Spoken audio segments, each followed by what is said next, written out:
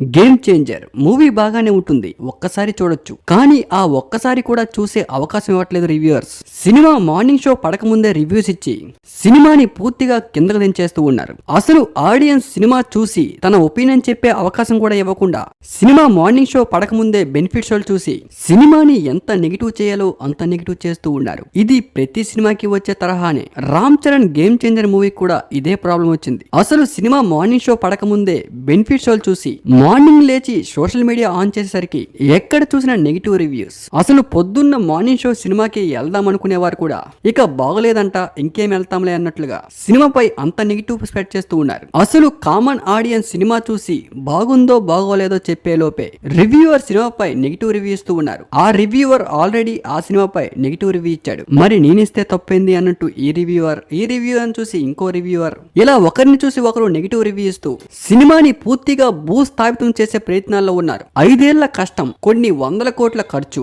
ఎంతో మంది కళ, ఎంతో మంది కెరియర్లు ఆధారపడి ఉన్న ఒక సినిమాని జస్ట్ నిద్ర మత్తులో వెళ్లి ఏదో చూసామన్నట్లుగా చూసి ఆ సినిమాపై నెగిటివ్ రివ్యూ ఇవ్వడం ఎంతవరకు కరెక్ట్? ఇది అస్సలు కరెక్ట్ కాదంటూ రామ్ చరణ్ ఫ్యాన్స్ ఫైర్ అవుతూ ఉన్నారు. మినిమం కామన్ ఆడియన్స్ సినిమాని చూసి రివ్యూ ఇచ్చే పరిస్థితి కూడా లేకుండా ఒక 2-3 పేరున్న రివ్యూవర్స్ కలిసి సినిమాని బ్యాట్ చేస్తూ నెగిటివ్ రివ్యూ ఇస్తే మిగిలిన చిన్న చితక రివ్యూవర్స్ కూడా సినిమాపై నెగిటివ్ రివ్యూస్ బ్యాట్ చేస్తూ ఉన్నారు. అసలు కొంతమంది రివ్యూవర్స్ అయితే సినిమాకి వెళ్లకుండా వేరే ఎవరో చెప్పిన రివ్యూని చూసి మళ్ళీ రిపీట్ చేస్తూ ఇలా ఎన్నో మంచి మంచి సినిమాలు థియేటర్లో ఆడకుండా వెళ్లిపోతూ ఉన్నాయి. ఆ తర్వాత ఆ సినిమాను టీవీలో చూసుకుంటే అయ్యో బాగానే ఉందే, మరి ఎందుకు ఈ సినిమా ఆడలేదన్నట్లుగా ఇలా నెగిటివ్ రివ్యూలు ఇస్తూ సినిమాని కిందకు దించే ప్రయత్నాలు చేస్తున్న వారందరిపై కఠినమైన చర్యలు తీసుకోవాలంటూ ఫ్యాన్స్ ఇప్పటికే ఫైర్ అవుతూ ఉన్నారు. గేమ్ చేంజర్ మూవీ చూడడానికి బాగానే ఉంది, ఒక్కసారి వాచబుల్. ఇక కథ పరంగా వస్తే కొంచెం లాగ్ ఉంటుంది. ఇక శంకర్ సినిమా అంటే కొంచెం అర్థం అవ్వనట్లే ఉంటుంది, ఎందుకంటే చిన్న చిన్న లాజిక్స్ ఉంటాయి అందులో. శంకర్ తీసే ప్రతి సినిమా కూడా ఇలానే ఉంటుంది. సినిమా